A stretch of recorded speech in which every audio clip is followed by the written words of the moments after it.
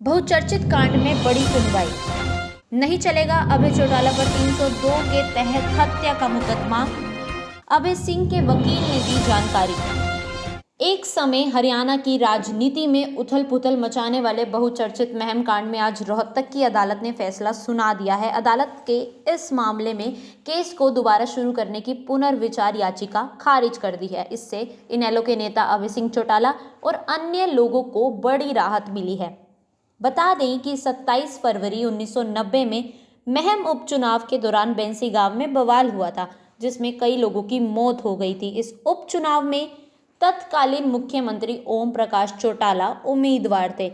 ये मामला तब बंद हो गया था, लेकिन केस फिर से शुरू करने के लिए सितंबर 2018 में सेशन कोर्ट में पुनर्विचार याचिका दायर की गई। इस याचिका में इनेलो नेता अभय चौटाला और उस समय डीआईजी रहे शमशेर सिंह समेत कई अन्य पर आरोप लगाए गए थे।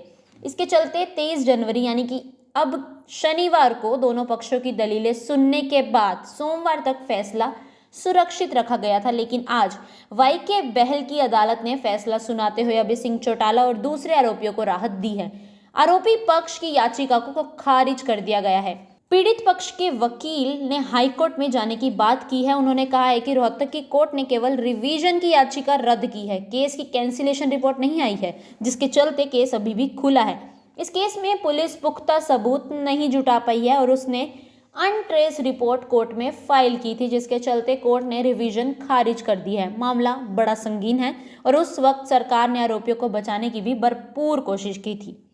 एडिशनल सेशन जज मैडम रितु वाईके बहल की कोर्ट ने मेरी रिवीजन खारिज की है, ना कि केस में अनट्रेस रिपोर्ट पहले 1995 के अंदर, उसके बाद 2005 के अंदर जो रिपोर्ट 2003 में बनाई गई थी, वो अनट्रेस रिपोर्ट दाखिल की गई थी। अभी तक ये केस तो कम टू एन एंड आया ही नहीं है, क्योंकि इसमें कैंसिलेशन रिपोर्ट नहीं आई।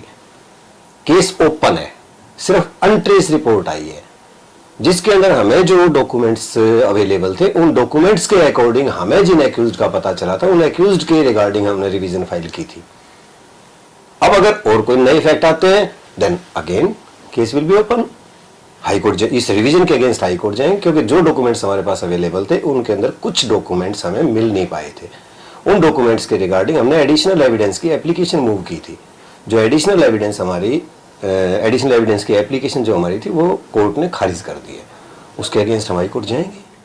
वहीं दूसरी कड़ी में बचाव पक्ष के वकील ने मामले में सुनवाई के बाद खुशी जाहिर करते हुए कहा है कि आज सच्चाई की जीत हुई है, क्योंकि 27 साल बाद ये याचिका कोर्ट में डाली गई थी और जज ने याचिकाकर्ता से केवल एक ही सवाल पूछा था, आखिर 27 साल के बाद ही आपको ये याद क्यों आया कि ऐसी कोई घटना हुई है। 27 साल के बाद वहाँ पर एक खरक जाटन का हरि सिंह नाम का आदमी मरा था। 27 साल के बाद उसका हरि सिंह का भाई एएसआई था रामफल, वो 2015 में रिटायर हुआ हरियाणा पुलिस से। उसके बाद उसने 3/11/2016 को एक एसपी को दरखास्त दी कि मेरा भाई 1990 में मारा गया था 26 साल पहले और आज तक उसकी कोई कार्रवाई नहीं हुई। तो उसने 2017 के अंदर महम कोर्ट के अंदर एक क्रिमिनल कंप्लेंट डाली, जो कि 12 जून 2018 को महम के अंदर वो क्रिमिनल कंप्लेंट उनकी डिसमिस हो गई। उसके बाद 7/9/2018 को उन्होंने रोहतक सेशन कोर्ट के अंदर उस महम कोर्ट के ऑर्डर के खिलाफ रोहतक सेशन कोर्ट में आए और जब से लगभग 2 साल से वो क्रिमिनल रिवीजन रोहतक कोर्ट में चल रही थी और 22 तारीख को रितु वाईके बहल जो हमारी एडिशनल सेशन जज है रोहतक, उसमें वो बहस हुई।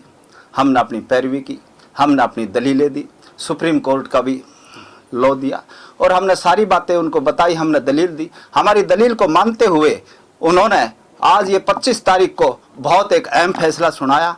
अभय सिंह के खिलाफ कोई मुकदमा नहीं चलेगा, अभय सिंह की वहाँ प्रेजेंस नहीं थी। अभय सिंह के खिलाफ एक राजनीतिक षड्यंत्र के तहत ये केस डाला गया था, क्योंकि एक राजनीतिक मामला ये तूल पकड़ा हुआ था। और आज अभय सिंह के खिलाफ कोर्ट ने ये मान लिया कि अभय सिंह वहाँ मौजूद नहीं थे और उनकी कंप्लेंट डिसमिस कर दी गई है।